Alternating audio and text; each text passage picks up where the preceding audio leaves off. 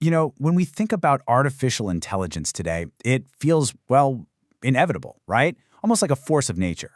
But the thing is, it wasn't. AI actually has a birthday, a specific time and place where it all began, the summer of 1956. And that's the story we're diving into today, how a handful of brilliant, maybe even a little recklessly optimistic researchers got together and basically decided to invent the future. And it all kicked off with this one single idea, a conjecture from 1955 that is just breathtakingly bold. The idea that every aspect of learning can be so precisely described that a machine can be made to simulate it. I mean, think about that for a second. This one sentence, it's the philosophical bedrock for the entire field of AI. This was the moment someone stood up and said, yeah, we can build a mind. All right, so here's how we're going to break this incredible story down. We've got 5 key parts. First, we'll look at the summer that literally changed everything. Then, we'll meet the architects who dreamed this all up. After that, we'll get to the surprise arrival of the very first real thinking machine. Then, we'll uncover this huge split, this great schism that defined the field. And finally, we'll talk about the legacy of that summer, something we are all, for sure, living with right now. So let's set the scene. To really get how radical this whole thing was, you have to transport yourself back to the mid-1950s. The idea of a thinking machine, it was out there, but it was all over the place.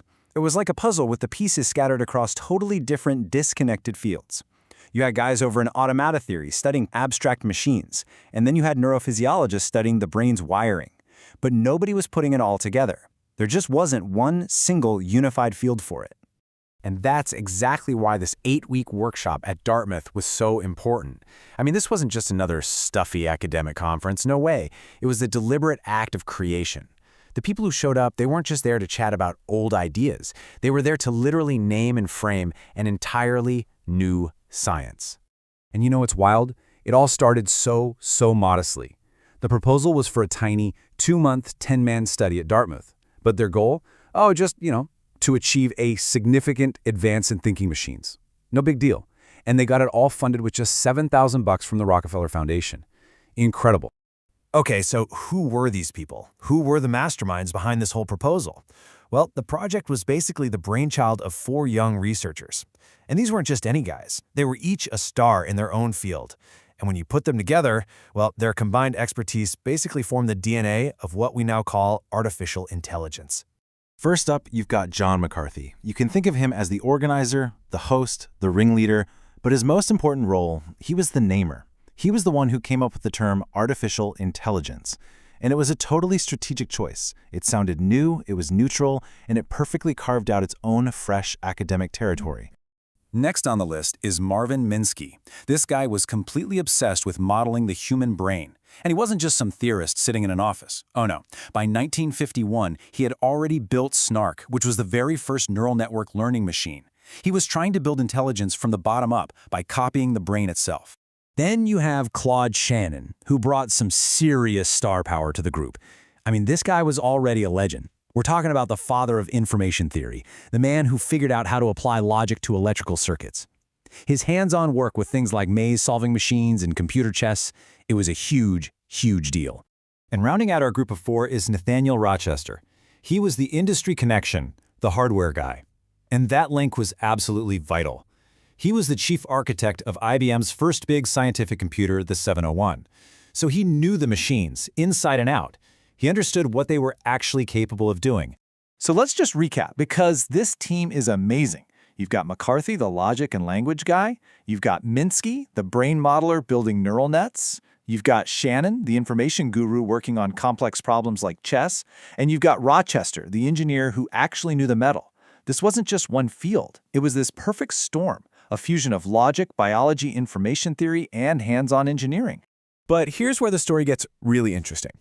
The biggest bombshell of the whole summer, it didn't actually come from any of the 4 organizers. Nope, it came from 2 other attendees who showed up with something that just blew everyone away, a program that could actually think. So while pretty much everyone else was still just talking theory, debating what a thinking machine could do, these 2 guys, Alan Newell and Herbert Simon, just walk in with something called the logic theorist. And it wasn't a theory. It was a working program, a proof of concept that could literally reason its way through complex mathematical theorems. They had already done the very thing the conference was supposed to figure out how to do. What a moment. And the story of how they built it is it's awesome. It all started with this aha moment from Simon, who realized that if you could manipulate symbols, you could simulate thought. But how do you test that before you code it? Well, they did a hand simulation. I love this. He literally got his family and his students to act out the program's logic using 3x5 index cards. Only after that worked did they finally run it on the Johnny-Ack computer. And boom, it worked perfectly. So you're probably wondering, how did this thing actually think? Well, this is the really clever part. See, instead of just using brute force, trying every single possible answer, the logic theorists used what we call heuristics. You can think of them as shortcuts or rules of thumb, basically mimicking how a real human mathematician would approach the problem. It knew how to do things like substitute variables and chain different theorems together. This allowed it to navigate this giant maze of possibilities, not blindly, but intelligently, to find a really elegant proof. And get this, the program was so good, it actually found a more elegant and shorter proof for one of the theorems than the famous philosopher Bertrand Russell himself had come up with. You'd think everyone would be freaking out, right? But the reaction at Dartmouth was surprisingly lukewarm. Kinda cool. See, the other researchers were obsessed with finding these grand general principles of intelligence, and they just saw the logic theorist as this neat trick, a cool but very narrow application. You know, when we look back, maybe the most lasting legacy of that summer wasn't an invention at all. Maybe it was more like a declaration of independence. This is where they drew a line in the sand. They decided that this new field, artificial intelligence, would be defined not just by what it was, but maybe more importantly by what it wasn't. See, before 1956, the big game in town was a field called cybernetics. Now, cybernetics was all about control and communication. It was focused on how systems, both living things and machines, use analog feedback to adapt. The perfect example is a thermostat. It senses the temperature and adjusts. So think thermostats, not theorems. That was cybernetics. And this really gets to the heart of the debate. On one side, you have the new AI approach. It's all about symbolic manipulation, pure logic, and digital computers. On the other side, you have cybernetics, all about analog feedback loops inspired by neurophysiology and biology. It was a total clash of worldviews. You had this younger generation of researchers pushing back against the established gurus of the old guard. And the thing is, the reasons for this big split, well, they were as much about people and politics as they were about technology. The Dartmouth crew was, for sure, super passionate about digital computers, but there was also a social element. They really wanted to avoid the notoriously difficult personality of the leader of cybernetics, a guy named Norbert Wiener. So coining the term AI wasn't just technical, it was a brilliant, strategic move to carve out their own space, free from the old drama. So, after all that, what's the ultimate legacy? Honestly, the best way to think about the Dartmouth Workshop is like a big bang for AI. It didn't create a fully formed universe overnight, but what it did do was send all the key players and all the big ideas hurtling out in new directions. And those trajectories created the foundational labs and concepts that would define AI for the next 50 years. And the impact was almost immediate. I mean, we're talking just a few years later. In 1959, McCarthy and Minsky go off and co-found the legendary MIT AI Lab. At the exact same time, Newell and Simon are solidifying Carnegie Mellon and the Rand Corporation as the other huge power centers for AI research. The entire map of the modern AI world was basically drawn in the years right after that one summer. But there was another side to this legacy, a darker side, you could say. And that was the trap of overconfidence. These pioneers, they were so brilliant and so optimistic that they genuinely thought they could basically solve intelligence in a single summer. What they completely underestimated was the massive, massive problem of common sense knowledge.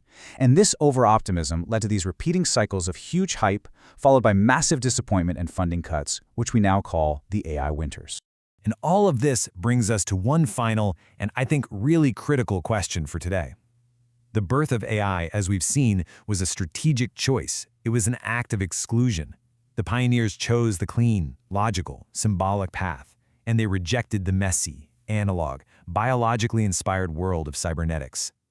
So it really makes you wonder, doesn't it?